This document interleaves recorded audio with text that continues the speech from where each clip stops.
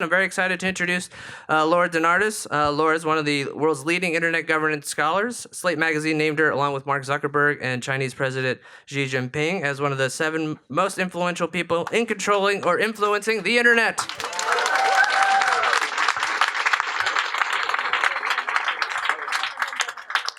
She's an award-winning professor and the interim dean of the School of Communication at American University. Once an eagle, always an eagle. Woo! All right. She has published 6 books, including The Global War for Internet Governance. Her expertise in scholarships has been featured in Science Magazine, The Economist, NPR, New York Times, Time Magazine, Slate, Reuters, Forbes, The Atlantic, and The Wall Street Journal, among many others. She holds engineering degrees from Dartmouth and Cornell University, a PhD in science and technology from Virginia Tech, and was awarded a postdoctoral fellowship from Yale Law School.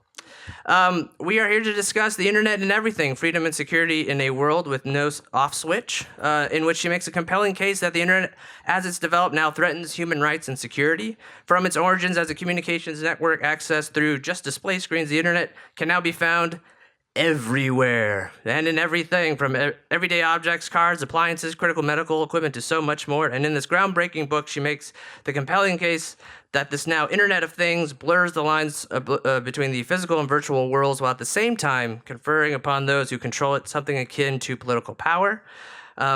She also outlines the implications and threats the Internet of Things poses, as well as providing ways for protecting our future. The book is already garnering praise, with Publishers Weekly calling it essential reading for policymakers and ordinary citizens alike. And today, Laura will be in conversation with Shane Harris, American journalist and award-winning author, who is a senior national security reporter for The Washington Post. He previously wrote for The Wall Street Journal, The Daily Beast, and the National Journal, and is the author of the acclaimed books The Watchers, The Rise of American Surveillance, and about the impact of cyberspace on the American military's 5th domain of war. So without further ado, please help me in welcoming Laura DeNardis and Shane Harris to Politics and Prose. Thank you very much. Can you all hear me okay back there? Great. Well, thank you for being here, kicking off the new year with a bang. The new year has gotten off to quite a good start, as many of my colleagues in the newsroom would attest this weekend. But I'm very, very happy to be here with my good friend Laura to talk about her exceptional book, which really is building on themes that I personally have been interested so much in as a journalist and as an author myself, on the nature of cyberspace, and particularly trying to start to define it in ways beyond how we normally think of the internet. I've written a lot about cyberspace as a battlefield, and the internet as a tool for intelligence gathering in the work that I do. And what Laura has really done with this book is to kind of extend this sort of cyber political concern into this realm of what we call the Internet of Things. If you're here, you probably have heard that term before. If you don't know what the Internet of Things is, I promise by the end of this discussion, you will, and you will better understand how it is in your house and in your life and in many, many places that maybe you hadn't appreciated before. So, Laura, I noticed that you started this topic in the beginning of the book, posing this very provocative and imaginative question about what the internet would be doing if human beings suddenly left the earth, which may seem counterintuitive. We think, well, if we're not here, the internet's not here. No, not quite. So why don't you read that opening passage for us that explains what would be happening in the digital world if suddenly we were all no longer here? Thank you so much, Shane, for being here and for that question. And thanks to Politics and Prose for hosting. Love to support this wonderful independent bookstore. And thanks so much, everyone, for coming out. It's really, really great to see such a big crowd interested in this topic. So what would the internet be doing if humans suddenly left the earth? If humans suddenly vanished from Earth, the digital world would still vibrantly hum. Surveillance cameras scanning streets from Beijing to Washington would stream video. Self-driving trucks would haul material around an Australian mine. Russian social media bots would circulate political propaganda. Internet-connected thermostats would regulate home climates. Robots would move merchandise around massive warehouses. Environmental sensors would gauge air pollution levels. A giraffe wandering around a game reserve would trigger a motion detector that opens a gate. Bank accounts would make automatic mortgage payments. servers would mine Bitcoin. Until electricity stops flowing, cyberspace lives. And I decided to enter the book that way because I wanted to try to capture how far digital systems have leapt from screens that we normally enter cyberspace from into the material world all around us with no human intervention. It's really separate from people. And the main idea there is that the internet is no longer a communication system. It's a control network in which more things than people are connected, and in which battles over infrastructure within that connection is a proxy for political power. So it's very, very difficult now to make a distinction in any area of society between what is physical and what is digital. As Shane mentioned already, this is normally called the Internet of Things. So it includes home appliances, it includes smart city technologies, it includes the industrial Internet of Things, but it also includes the body. So the Internet of Self. The body is now part of the digital object space, and that's something that I've studied quite extensively, where things like insulin pumps, subdermal chips, and some people do have them, and things like cardiac appliances are connected. So this is an incredible transformation. It has implications for society. And as the internet has leapt from 2D into three-dimensional physical space, the reason that I wrote the book is because policy and our understanding of what this means for society also has to leap from 2D into 3D. So let's talk a bit about that, and this is kind of where you open the book as well. How would you summarize what this transformation means for society? And you break this out very nicely into different categories.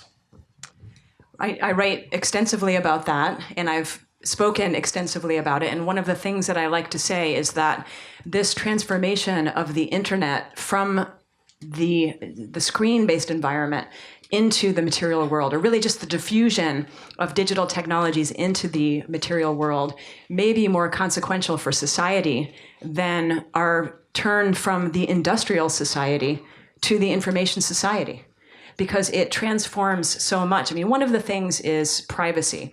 There's a radical escalation of privacy concerns around this, because the surveillance and data breaches extend far deeper into very intimate spheres of human existence. It extends into homes, it extends into bedrooms, it extends into cars, it extends into work. So that's a serious escalation where in a world with no off switch, privacy has no off switch anymore. Security is, of course, another area where it used to be a concern that, and I've been involved in this since the 1980s. We were concerned about outages of email, of financial systems, of communications, of corporate networks. But now an outage in cyberspace means more than just an outage of communication. It could mean an outage of the ability for someone to drive a car or sabotaging the brakes. So that's another area, and I have an entire chapter just about the cyber-physical security issue and the consequences and what to do about it. But just to mention one more, I think also the nature of work is transformed dramatically. Autonomous vehicles exist already. It's something we see on 60 Minutes and talk about it. But if you go to industrial settings, it's all autonomous vehicles. We're there already. The technology is there. In all of our lifetimes, those cars will be on the street. And that really upends a very major part of our industry, which is truck drivers and people who make their living out of transportation, and many other sectors as well. And of course, near and dear to your heart, Shane, the national security issue is we're already in a situation where cyber is the fifth domain of warfare. We're already there too, but it becomes escalated in the cyber-physical environment. Yeah, and near to my heart too. There's even, we talk about automation replacing journalists and reporters in some cases, and there are even instances of content on the internet that has been generated automatically, and we try. It's not as good as your reporting. Right, exactly. Please continue subscribing to the Washington Post, but it's a vivid reminder of how this absolutely is sort of permeating into sectors and parts of our life and the economy that we didn't always necessarily appreciate when we were just talking about about the internet as the place that we got our email and went to go read the news or even to watch movies. You have a chapter in the book called After the Internet. And you suggest that addressing political issues around digital technologies actually requires that we have to rethink everything about the internet companies, internet users, internet technologies, internet freedom. I mean, these terms that we think we understand, but you're asking us to rethink them. Talk about that and what you mean by that. The internet going into the real world, into the physical world, into the body, it really does change the nature of the technology itself. It changes the nature of what counts as a technology firm, and it changes the nature of what counts as a technology user. For example, think about this notion of tech company. In Europe, they use the acronym GAFAM, Google, Apple, Facebook, Amazon, and Microsoft, right? And that's appropriate because those are companies that are in the top 10 of market capitalizations and very consequential. But this transformation into the cyber physical realm makes it irrelevant to say tech company versus non-tech company. All firms are now technology companies because they all gather data. They all share that with other people. A data breach can affect us in that way. They all rely upon cybersecurity in order to function.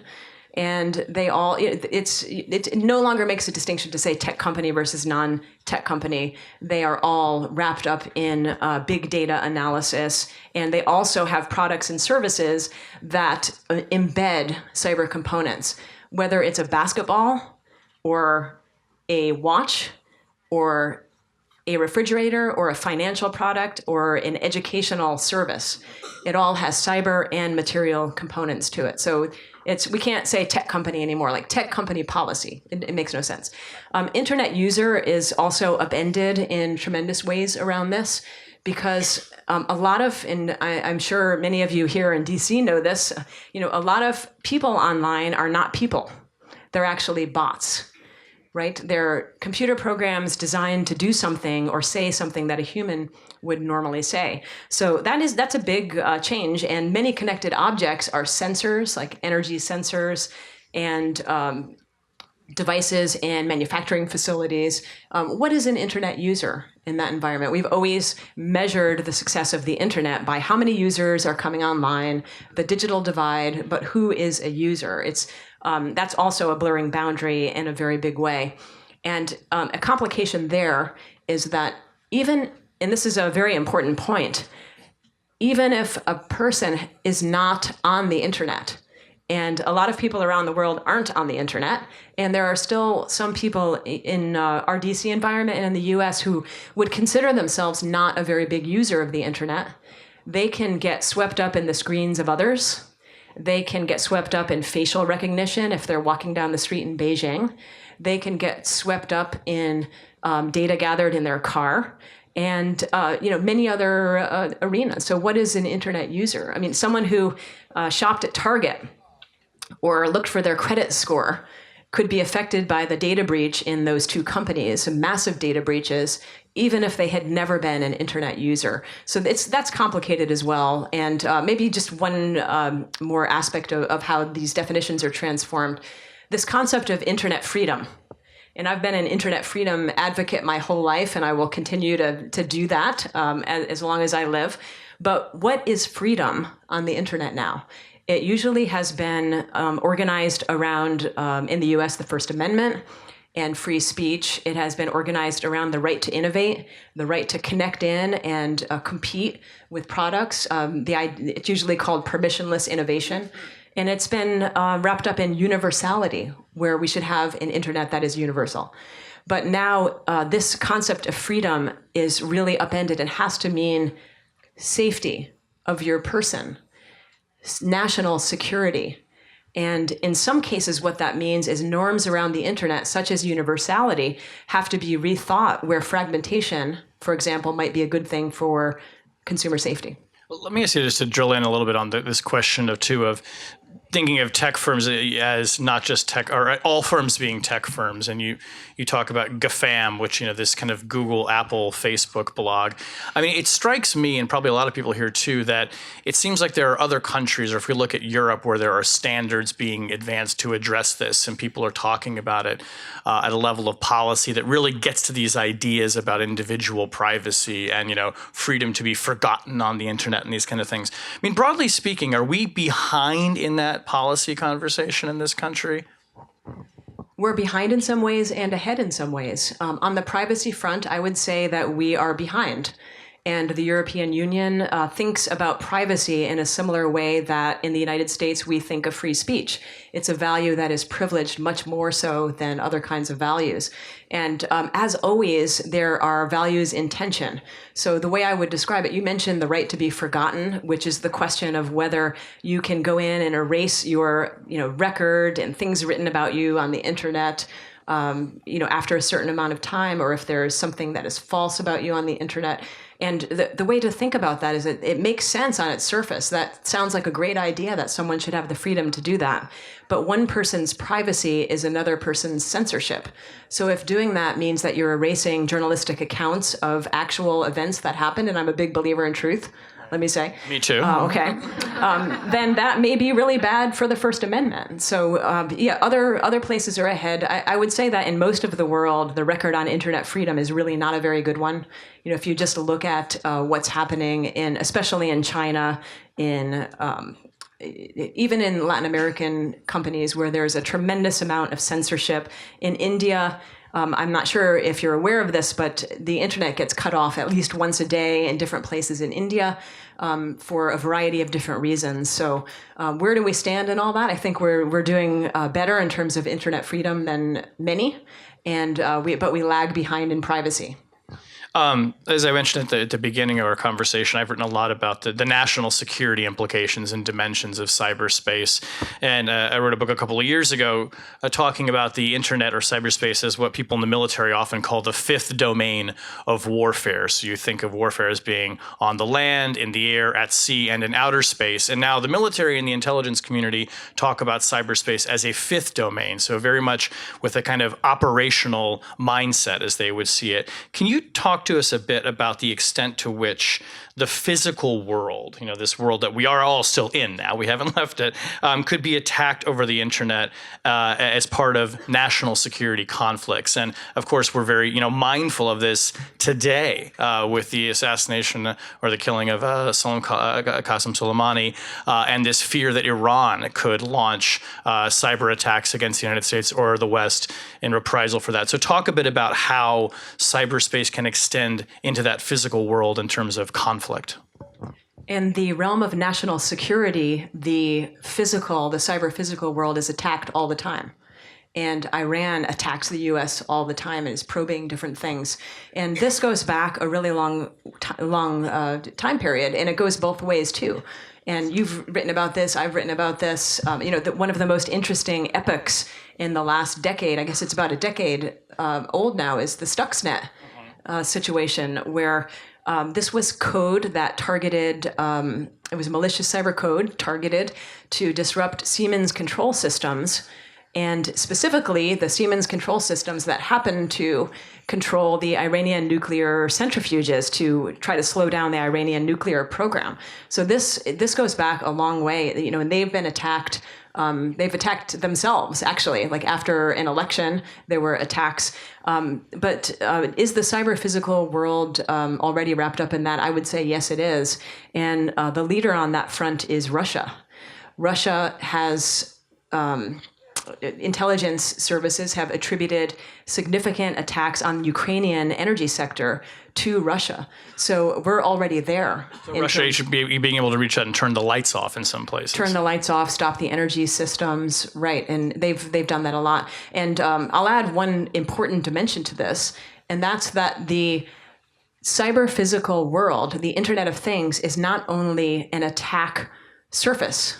It's also an attack plane or a vector from which attacks happen. So think about what would be a good example of this, the Mirai botnet.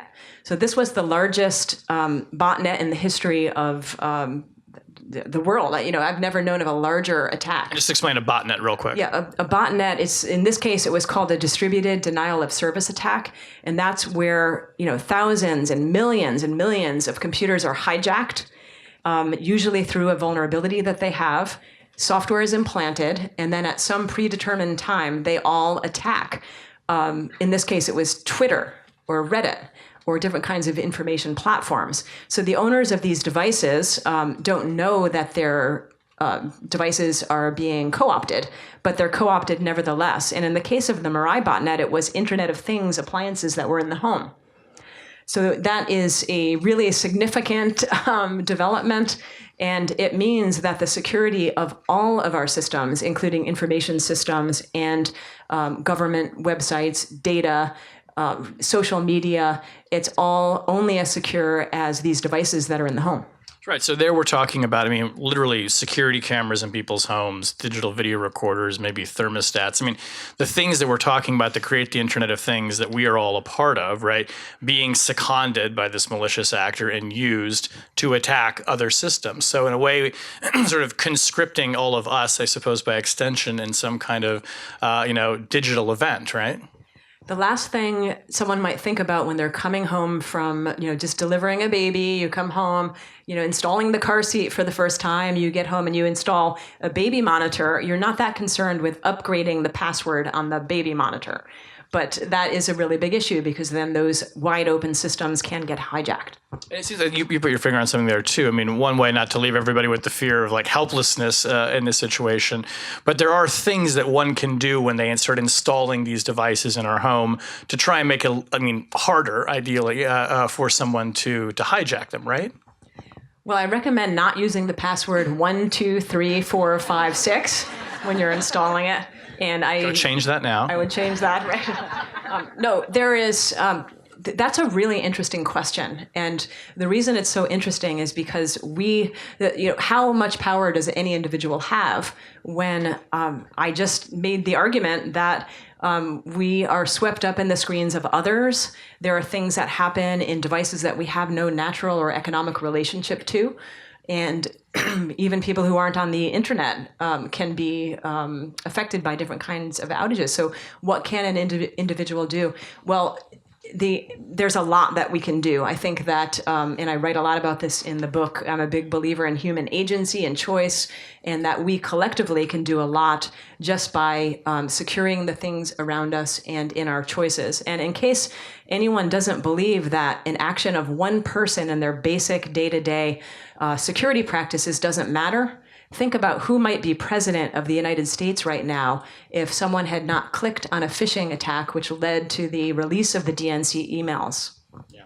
That's actually a really good segue into what I want to talk to you about next, which you've said in a variety of forums, and you write about this in the book, that the most dangerous next wave of election interference, which, like what we saw in 2016, could come through the Internet of Things rather than via hacking of voter rolls or email, like we saw in the case of the DNC and in the Clinton campaign, or election systems. So in what way does the Internet of Things something that could be used in election interference, which I think the national security officials I talked to, and many have testified about this publicly, that's just a reality. This was not something we saw in 2016. It was a one-off. It's going to happen again and is going to continue to be a feature of elections for some time to come. It is a feature of elections, and it's not only in the United States. The Brexit vote was affected. All kinds of democratic elections across Europe have been affected, and most of them have been attributed to Russian proxies in some way. The Internet of Things is going to complicate this. Let me first say that I remember well before the election in 2016, the announcement, which I remember thinking this without a historic precedent in the United States, the announcement that said Russia was probing voter rolls, was hacking into email, and was meddling in the public sphere through computational propaganda. That it didn't get as much media attention, but one thing that I do is I read these security briefings every day, and I remember reading that, and like a chilling cold went through my veins when I read that. It really did. Because you understood the implications of this, and that you knew, I'm sure, that this was something that any country could have done if they wanted to, and the Russians then did it. And I also remembered, because I'm a student of history around cyberspace, I remember what led to the formation of the Advanced Research Projects Agency. I think it was Eisenhower. He had a quote similar, it was something like this, I'm paraphrasing it. We're forming this ARPA, the Advanced Research and Projects Agency, so that we're never again caught unaware of what Russia is doing. It was after the launch of Sputnik. And that is chilling now in retrospect. We don't want to be caught unaware with what Russians are doing, right? So talk about the Internet of Things and how it gets deployed in a 2020 election interference scenario. Well, my friend Jen Daskell is here. We actually wrote a little fiction piece about this. But think about how, and I've posed this question to graduate students as well, and we've done an analysis of what would it cost to disrupt the election through the Internet of Things. What are the types of things that you would have to do? Now, in order to answer this, I have to first say that the security is nowhere near acceptable in the Internet of Things. Okay, it's wide open in some ways. That doesn't mean that catastrophic cyber war is inevitable, but it does mean that very targeted things could happen.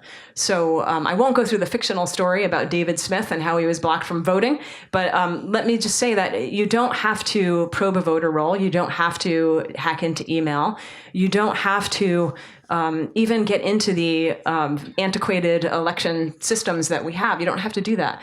You just stop someone from voting by setting their alarm off at home and distracting them in a swing district, by hacking into the National Weather Service and saying that there's a very bad weather. We know the connection between weather and voting. So you do that in a very targeted way in swing districts.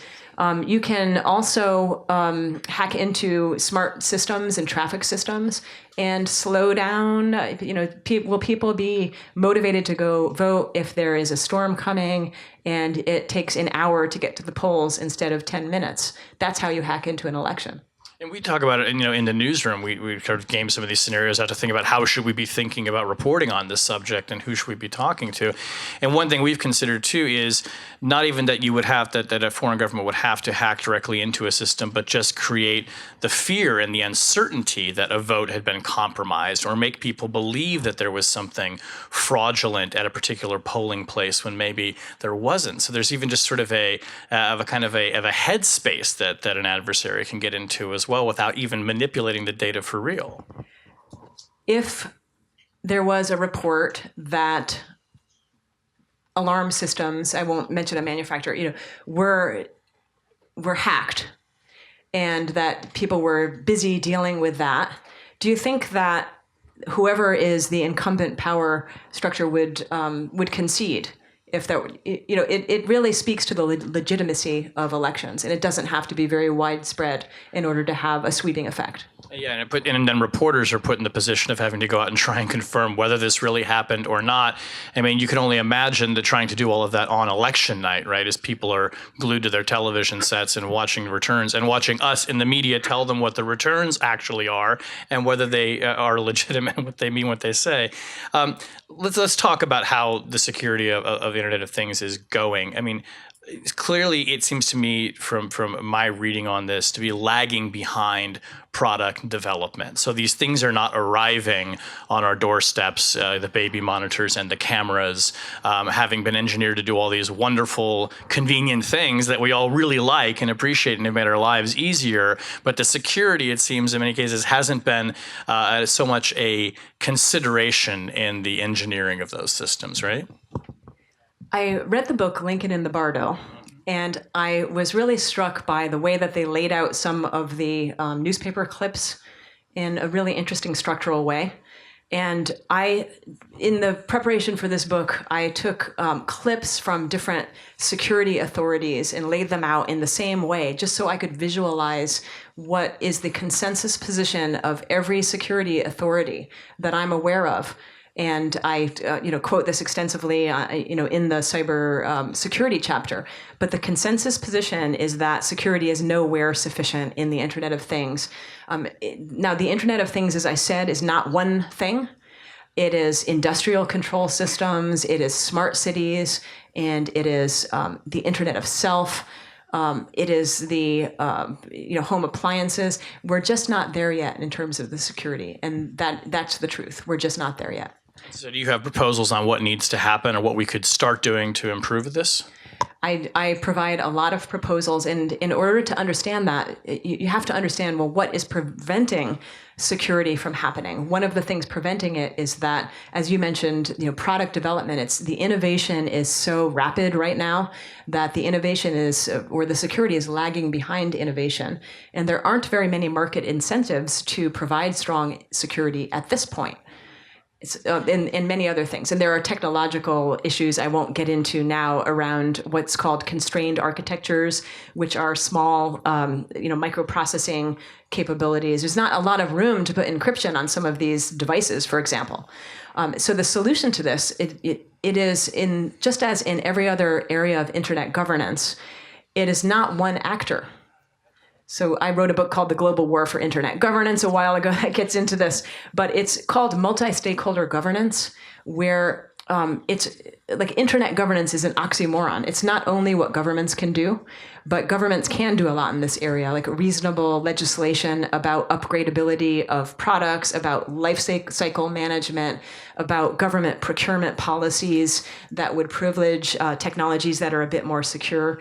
Another thing that governments can do is to start cleaning up some of the things that are impediments to strong security. When I was interviewing someone who developed one of the earliest encryption standards in the 1970s, he said to me, I said, well, what has surprised you most? And he said, I am surprised that there's not encryption everywhere. It is shocking because the technology is there, but governments have a disincentive to have strong security because they would like to have law enforcement access to information and the ability to have strong intelligence gathering techniques. So those values are in conflict. All of the values I just mentioned are equally important, so it's about how you balance it. There are a lot of things that I write a lot about what the private sector can do as well, and I think that's where a lot of the solutions lie. And it does seem it's multi-layered, right? I mean, you mentioned the baby monitor as being part of the Internet of Things. We regulate baby clothes to be fire retardant. There are all kinds of products that we have in the home that are the subject of government regulation to meet certain safety standards. But it's not directly analogous with these digital products, is it? And then these are also products in some cases being built in other countries. I mean, it's much more complex. Part of the complexity is the assignment of liability. Who is responsible? And there's an opportunity right now to have more clarity about the liability.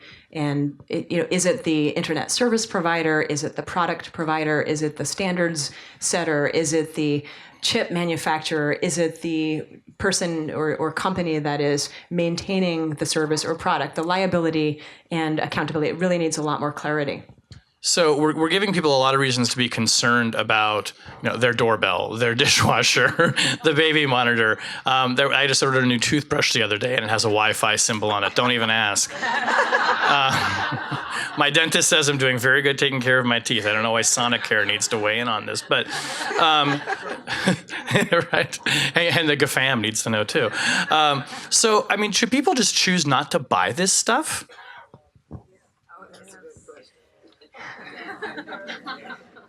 As a very young child, my first computer was a Radio Shack TRS-80. And that same year in 1977, there was this man named Ken Olsen who founded Digital Equipment Corporation. Some of you may have heard of it, DEC. They were a big computer manufacturer. And he had a very provocative quote saying, "Why would anyone want a computer in the home?" Right? And there is also the question of why would anyone want a computer in all of the objects in a home, is what you're asking, right? And that question is already antiquated because try shopping for, I've actually done this quite a lot. I've gone on various online shopping sites and tried to find different categories of products without Bluetooth embedded, without Wi-Fi embedded, without the ability to get onto the system through an app that goes through the internet, at least on the back end. recently went to a farm in Culpeper County and looked at the robotic milking machines and how the farmer accesses that from an app, right? I say all of that by way of saying that we can't unring the bell, that we are already there. We get swept up into systems, but I also want to say that we have choice, and it's very desirable to have certain products because of the conveniences. In other cases, we can make choices about what we want. Like, do you really want Alexa in your home? Do you really want to be on social media sharing personal things? There are a lot of choices that we can make. So in the context of the inevitability and the march of progress around technology, we do have choice. And I think technology is a really good thing. I'm an engineer at heart. I love technology, and this is a really good thing, Shane. I mean, anyone who has a disabled family member, anyone who has a parent with Alzheimer's, anyone who is looking to provide efficiencies in their own business through the Internet of Things, they understand that this is a very good development in society, and that's why no one would call me dystopian. Right. So there's an upside to this. Exactly. Right. Well, and you end the book on a hopeful note and an optimistic one as well. And we're about to move on to audience questions. So why don't we end this part of the discussion on a hopeful note too? And I'll ask you to read from that last part of the book.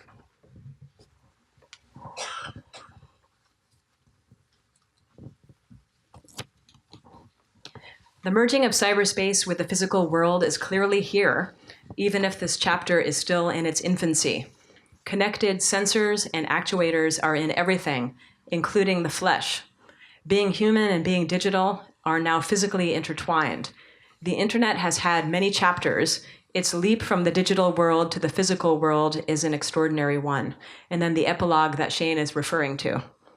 The week I completed this book, a 5-year-old boy received his first 3D printed prosthetic arm at a Home Depot in Annapolis, Maryland, not far from my home in Washington, D.C.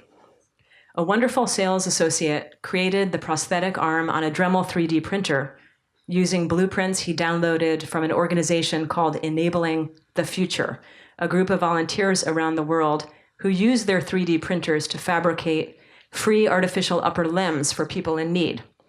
The beaming smile on the boy's face is a reminder that building digital trust and security is ultimately about people. The cyber-physical nexus is a human space. That's a very hopeful note.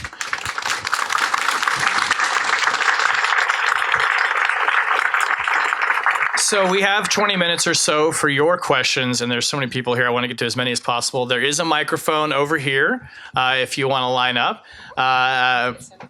Yeah, please. And we'll come over. Yeah, we'll come over to you. We'll try and get as many as we can. So, please try to be brief and phrase it in the form of a question. Why don't you start, ma'am? Go ahead. I'm Lucy Thompson. Laura, could you please talk about the zettabytes of data that these IoT devices are creating?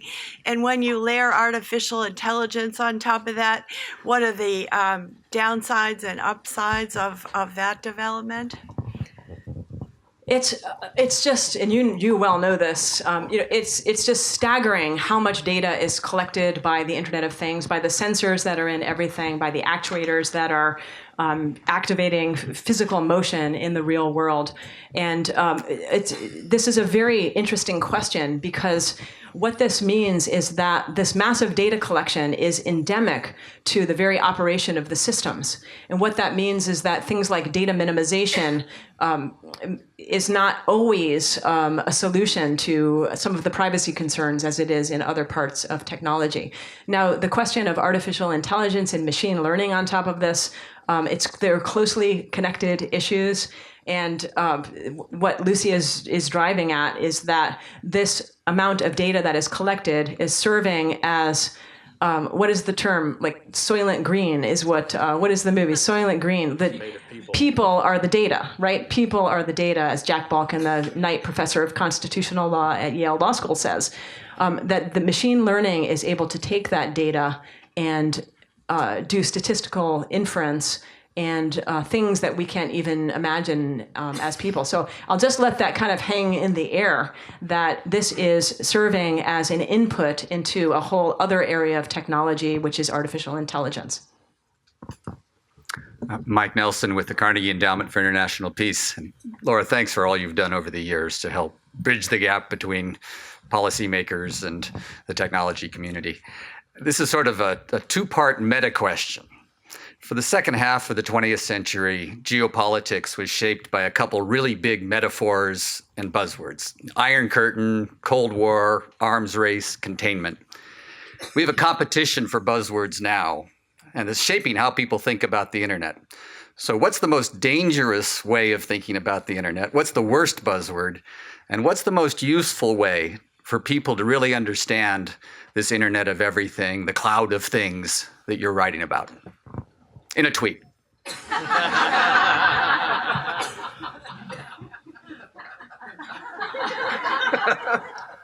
You had me at blockchain. Thank you. Right. That's the buzzword. I mean, these kinds of technological buzzwords that are thrown around as a solution to every conceivable problem that have nothing to do with those problems, blockchain being one of them.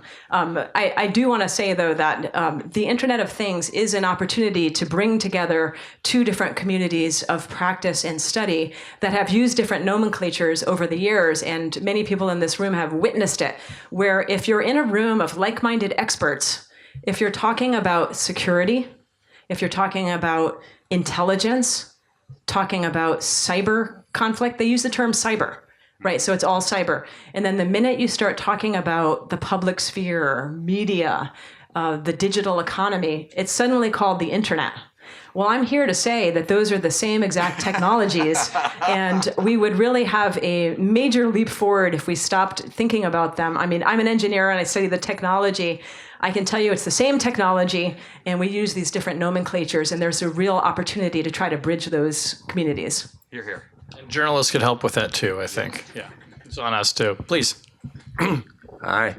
I'm in the market for a refrigerator. I've been shopping for one, and I'd like to use my case as an example to get a more general answer on something, and actually extend the discussion you had just right at the end about what we can do as individuals, what choices we have. The earlier question was, can we buy appliances and so forth that we know aren't wired for Wi-Fi or whatever?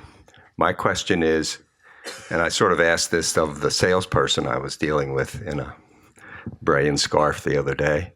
I said, I assume this refrigerator that I'm looking here is Wi-Fi enabled and so forth. And he acknowledged that it was. And I said, but, does that mean that I'm automatically sharing my data and so forth? And he said, well, you have to turn it on and you can always turn it off.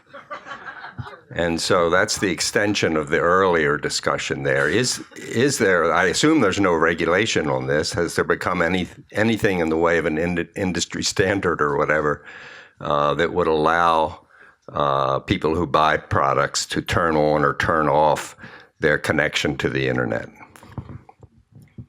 It's such a rich question that was just asked, and there's so much there. But the refrigerator is actually an example that many people cite as saying why it's not it's not privacy invasive. Because what difference does it make if someone knows how much asparagus is on the produce shelf? Right? I mean, really, what difference does that make maybe if there's so much beer on the shelf, that would be more privacy invasive. But the issue there is that device has a microphone, and that device has the ability to have voice activation. And that device, in fact, there was a really interesting story of a young girl who was grounded by her parents, and said, you're not allowed to text, use your phone, use your iPad, use the home computer. And she ended up going through the refrigerator to text her fellow students. So it's like whack-a-mole, right? And that is an example of how it's basically a computer. It's basically a computer. And it is absolutely possible, if someone would like to turn off the Wi-Fi But with microphones, I just want to say there have been hackers that have shown that they can hack into these microphones. I mean, it's definitely a vulnerability. And, I regularly give cybersecurity trainings to people who are on boards of director positions, and I give them the simplest of assignments of just how many microphones are in your house. And then we start a discussion from there, and the refrigerator is definitely one. The second part of your question is about legislation and what has been done or what needs to be done. There was legislation passed in California more than a year ago about the Internet of Things. And some people say, well, it's far too vague to be able to have any impact. But I would say it's a good start because it requires some rudimentary security features that are necessary for privacy. So that's like just a little bit of a crack and an opening. They also have another privacy law that just came through. So yes, the refrigerator is absolutely the example. And I can't necessarily cut off all connections. You can cut it off, but I wouldn't say it's foolproof. Okay. Do you think, just I wouldn't ask you to endorse or not endorse a brand, but do you think people, should cut it off? Or can you see a reason for having the microphone on the fridge? Is this kind of an all or nothing proposition, or do we have to be smart about how we use an enabled product like that? I'll answer it in a personal way. And so people view me as both a high-tech user of technology and also a low-tech user in different ways, because I love high-tech things. I have a lot of high-tech things. But in my household, we do not have a Wi-Fi connected refrigerator. I'll just say that. I'll admit that. And I also am not on Facebook, and I never was on Facebook because of the privacy concerns that I had from the very beginning. So, that's my choice. You're going to tailor it to your situation, right? Yeah, please. I'm just going to pop in to say that we have a little bit over 10 minutes left, so we're going to limit questions to those who are already in line. We'll try and get to everyone. Please go ahead. Hi, my name is Micah. I think you're very cool.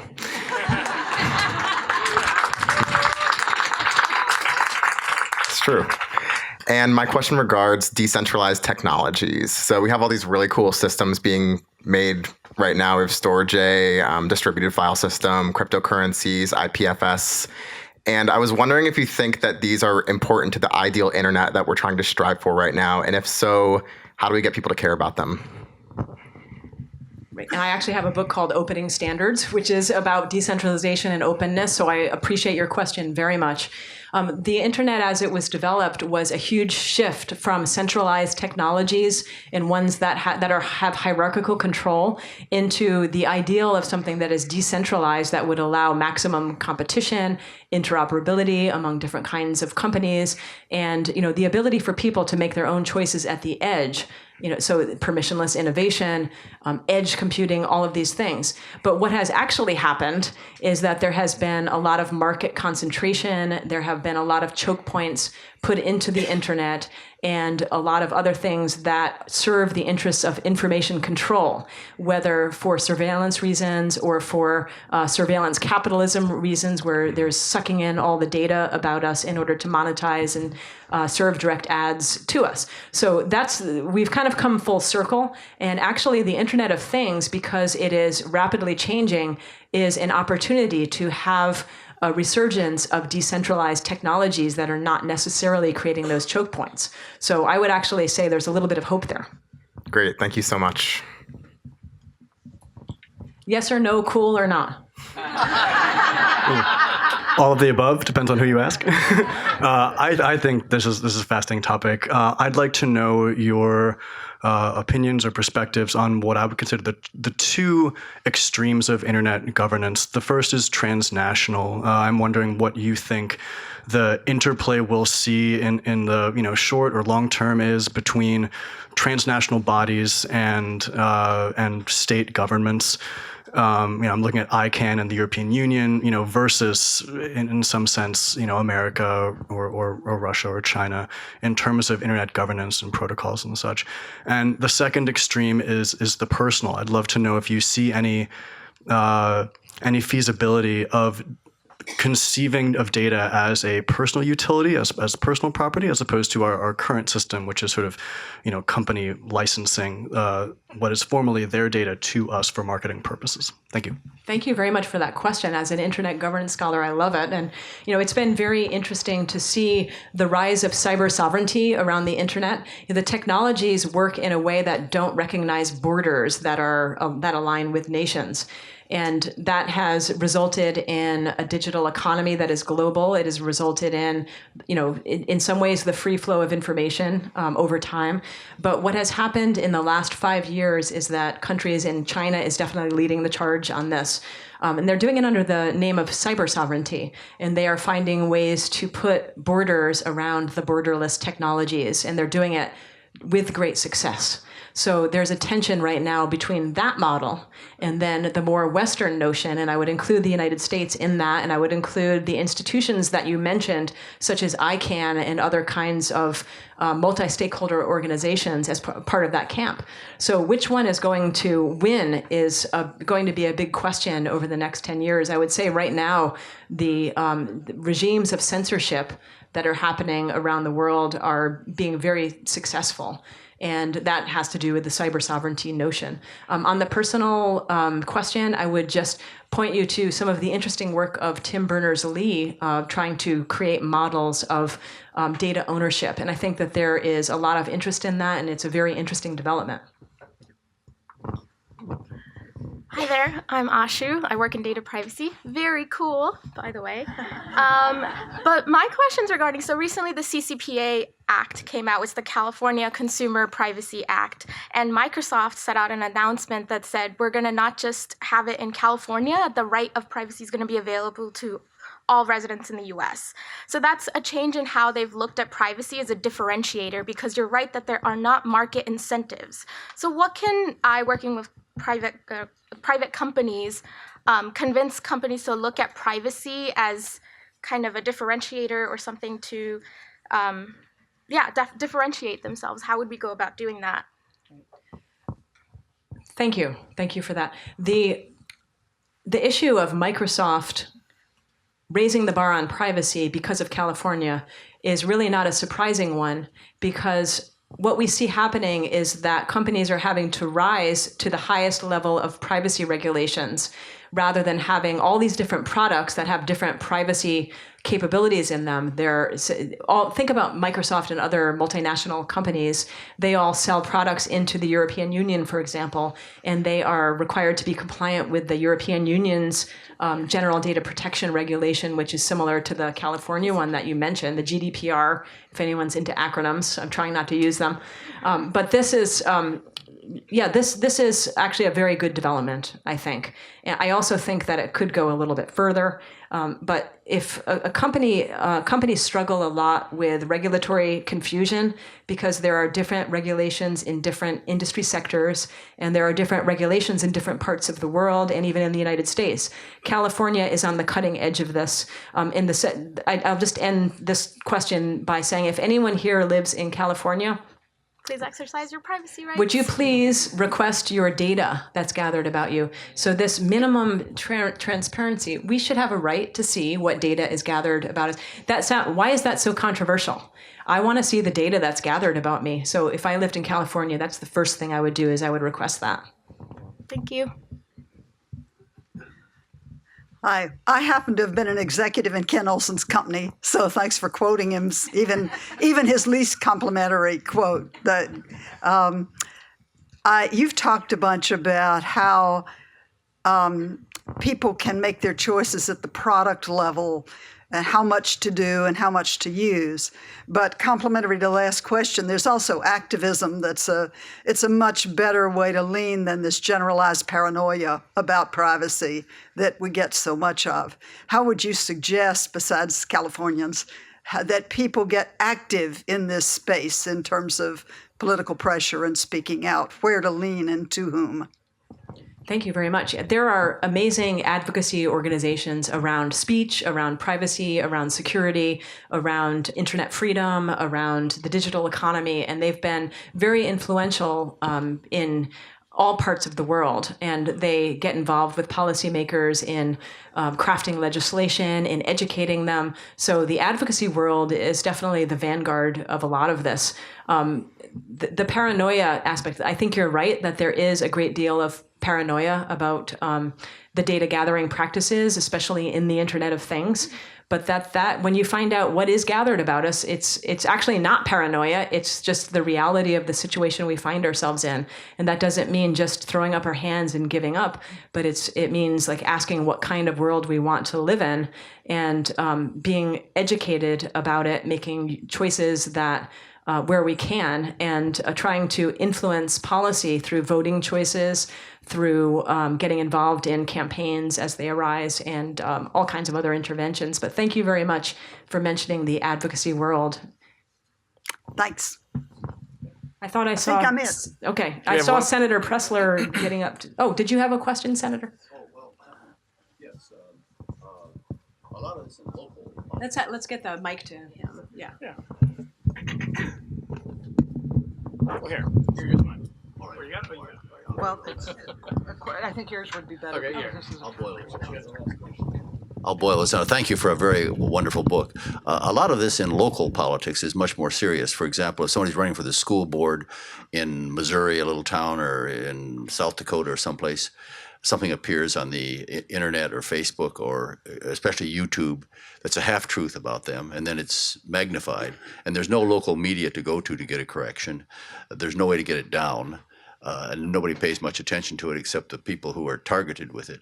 What can we do about the getting people to run for the school board or to run for county commissioner in this atmosphere?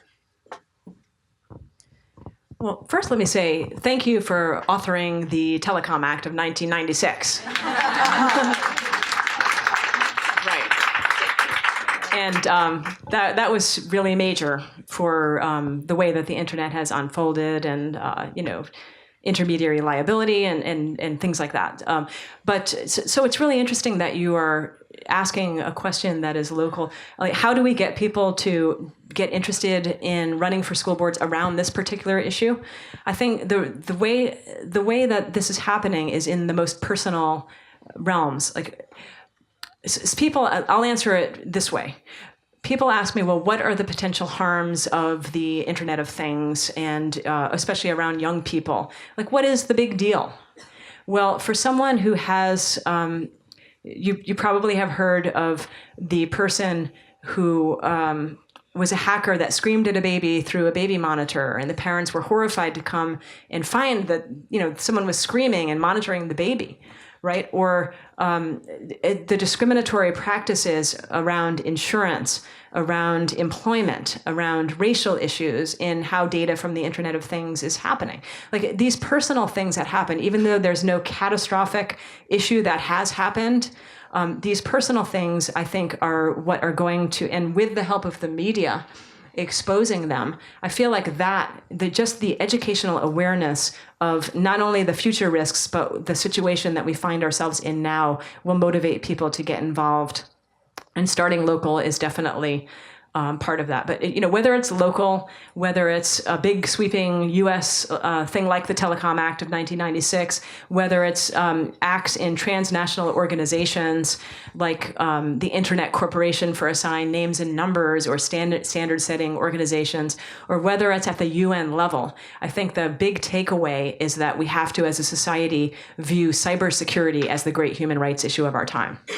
And frankly, a big part of educating people is writing books. And everyone here is enlightened by this conversation from you, and we're grateful you're doing a public service by explaining these important things to people in a way that they can understand, and making these issues not so intimidating and overwhelming. And I think everyone can agree why Laura is so highly regarded as someone who is shaping the internet, and I think probably for good. So please, let's give her a round of applause.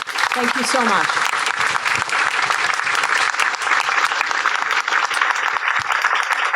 And thank you all for being such a great audience. And Laura will be signing books if you'd like to talk to her more. Thanks for coming.